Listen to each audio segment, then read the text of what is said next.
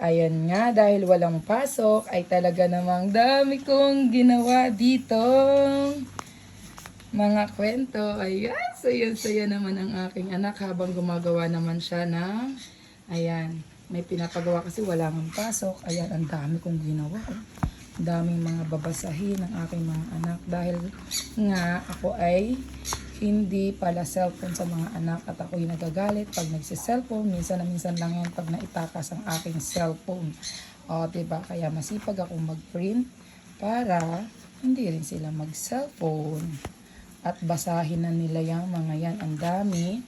Sobrang dami talaga ng kwento na yan. At talagang kada isang araw o makadalawa man lang sila. Kasi ito na may mga, mga maiiksing kwento lang.